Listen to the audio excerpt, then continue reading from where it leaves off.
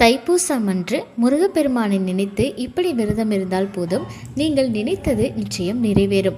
எப்படி பண்ணணும் அப்படின்றத பார்க்கலாம்.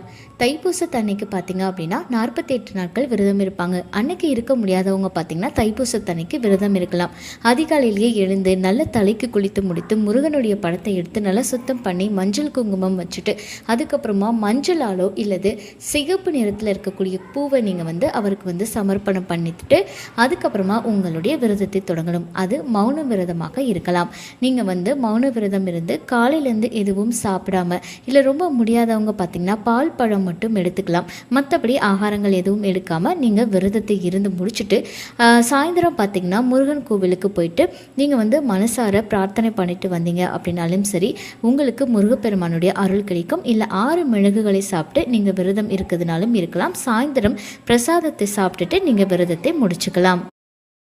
தைப்பூசம் அன்று முருகப்பெருமானை நினைத்து இப்படி விரதம் இருந்தால் போதும், நீங்கள் நினைத்தது நிச்சயம் நிறைவேறும். எப்படி பண்ணணும் அப்படின்றத பார்க்கலாம்.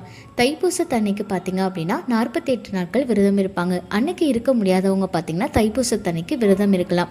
அதிகாலையிலேயே எழுந்து நல்ல தலைக்கு குளித்து முடித்து முருகனுடைய படத்தை எடுத்து நல்லா சுத்தம் பண்ணி மஞ்சள் குங்குமம் வச்சுட்டு அதுக்கப்புறமா மஞ்சளாலோ இல்லது சிகப்பு நிறத்தில் இருக்கக்கூடிய பூவை நீங்கள் அவருக்கு சமர்ப்பணம் பண்ணிட்டு அதுக்கப்புறமா உங்களுடைய விரதத்தை தொடங்கணும். அது மௌன விரதமாக இருக்கலாம்.